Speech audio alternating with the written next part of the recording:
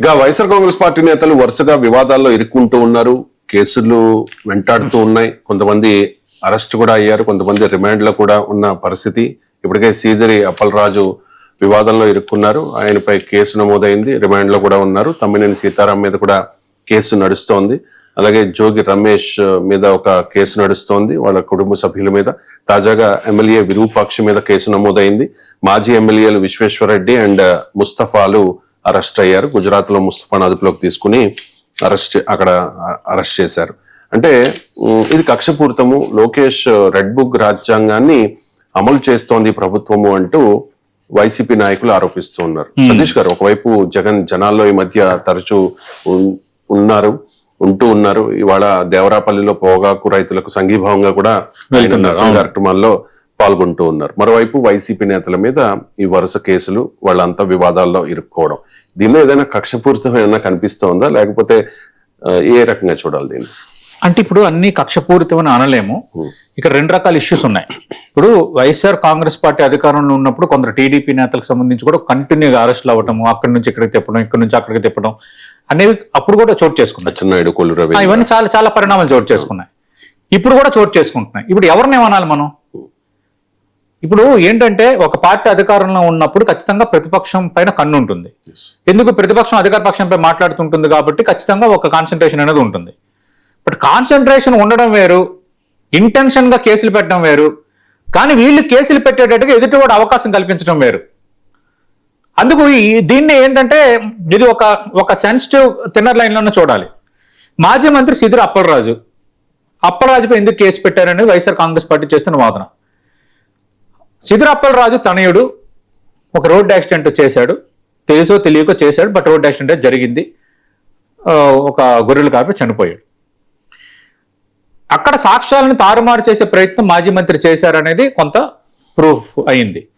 ఎవరైతే మరణించారో ఆ కుటుంబాన్ని కొంత ఒక డైలాగ్ ద్వారా దాన్ని సమసిపోయే ప్రయత్నం చేశారు అన్నది కూడా వాళ్ళే, ఆ బాధిత కుటుంబం బయటకు మాట్లాడింది. మరి అలాంటప్పుడు మాజీ మంత్రి సీదిరి అప్పలరాజుకి సంబంధించి ఇట్లా సాక్ష్యాలను తారుమారు చేశారన్న అంశాన్ని ప్రస్తావించడంలో తప్పే ఉంటుంది ఒకటి.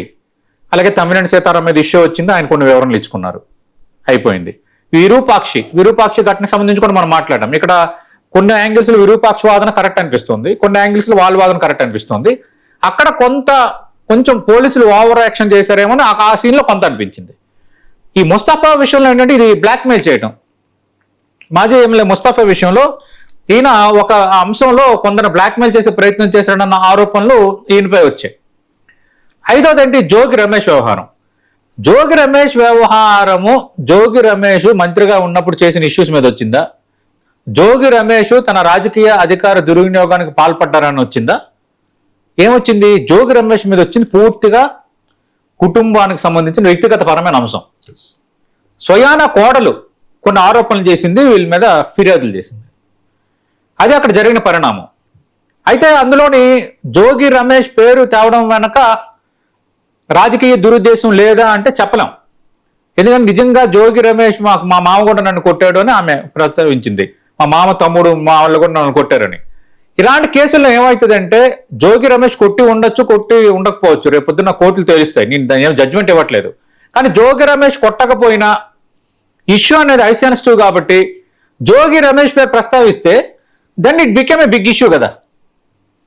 ఎట్ ది సేమ్ టైం ఎంత జోగి రమేష్ పవర్ఫుల్ అయినా, మాజీ మంత్రి అయినా, జగన్మోహన్ రెడ్డికి రైట్ హ్యాండ్ లెఫ్ట్ హ్యాండ్ అయినా, ఇలాంటి ఇష్యూ దగ్గరకు వచ్చేసరికి ఎవరికైనా అది కొంచెం తలనొప్పి వ్యవహారమే, చాలా తలనొప్పి వ్యవహారం, చాలా డ్యామేజ్ అయ్యే వ్యవహారం. అందుకు ఇలాంటి వాటిలో కొన్ని ఆ వ్యూహాలు ఉండొచ్చు, కానీ ప్రతిదీ వ్యూహమే అని మనం అనలేము. ఎందుకంటే ఖచ్చితంగా ఏమో జోగి రమేష్ తప్పు కూడా చేసి ఉండొచ్చు అని రేపు పొద్దున్న తేలితే అప్పుడు మన వ్యాఖ్యకి ఏమర్థం ఉంటుంది? అందుకని పొలిటికల్ మోటివ్స్ ఉండొచ్చు, ఒక 30%, 40% ఉండొచ్చు. కానీ ఈ ఎపిసోడ్స్ లో మీరు ప్రస్తావించిన విరూపాక్షి కానీ, అలాగే సీదిరి అప్పలరాజు కానీ, తమ్మినేని కానీ, తర్వాత జోగి రమేష్, ఈ వ్యవహారాలన్నింటిలో కొంత అవకాశం దొరికినట్టుగా వ్యవహరించింది వీళ్ళే కదా. ఎస్, మీరు అన్నట్టుగా కూటమి వెయిట్ చేస్తోంది, టీడీపీ వెయిట్ చేస్తోంది. గతంలో వీళ్ళు సఫోకేషన్ గురి చేశారు, కక్షాదికి పాల్పడ్డారు కాబట్టి రెడ్ బుక్ ఉంది, నేను ఎవరిని వదలనని లోకేష్ కూడా అన్నారు. సరే, కొన్ని ఇన్సిడెంట్లు జరుగుతున్నాయి అనుకుందాం. కానీ ఈ రోజు మీరు ప్రస్తావిస్తున్న అంశాల్లో అన్నిట్లో కూడా కొంత అవకాశం కల్పించేటట్టుగా వైఎస్ఆర్ కాంగ్రెస్ పార్టీ నేతలు కూడా వ్యవహరించారు కదా. అందుకు ఆ అవకాశం, అలాంటి అవకాశం వచ్చినప్పుడు ఎందుకు అధికారంలో ఉన్న పార్టీలు ఊరుకుంటాయి? ఆ నేపథ్యంలో జరుగుతున్న ఒక హై వోల్టేజ్ ఇష్యూ కరెక్ట్ గా వరుసగా నేతలు ఇప్పుడు మాజీ ముఖ్యమంత్రి జగన్మోహన్ రెడ్డి మిస్ అయిన జాలర్లని పరామర్శించడానికి వెళ్ళినప్పుడు ఎవరైనా క్వశ్చన్ చేశారు?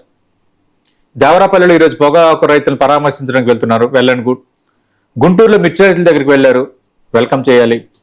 అంటే ఏంటంటే ప్రజా సమస్యలపై ఆయన స్పందించే తీరుని ఎవరు దాన్ని తప్పు పట్టట్లేదు, ఆయన బాధ్యత, ఆయన చేస్తున్నారు.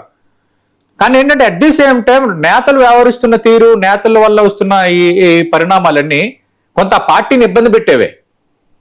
ఇబ్బంది పెట్టే వ్యవహారమైనా మరి పార్టీ నేతలు వ్యవహరించింది పూర్తిగా కరెక్టే, వాళ్ళు వ్యవహరించింది కరెక్ట్ కాదు, పార్టీ నేతలు గుడ్ అని మనం కండక్ట్ సర్టిఫికేట్ ఇవ్వలేం కదా. ఈ కొరస కంటిన్యూగా ఎపిసోడ్స్ చూస్తున్నాం. నేను చెప్పా 1-2 ఇన్సిడెంట్ లో కొంత పొలిటికల్ మోటివ్ ఉండొచ్చు, కానీ మిగతా 3-4 ఇన్సిడెంట్స్ లో మాత్రం వైఎస్ఆర్ కాంగ్రెస్ పార్టీ నేతలు తప్పు చేయడం వల్ల జరిగిన పరిణామం ఆటోమేటిక్ గా అది రాజకీయంగా వీళ్ళకి అస్త్రంగా మారే అవకాశం పొలిటికల్ గా ఎప్పుడు జరిగేదే. అందుకంటే ఇది పూర్తిగా రాజకీయ కక్ష సాధింపు అని అనలేము.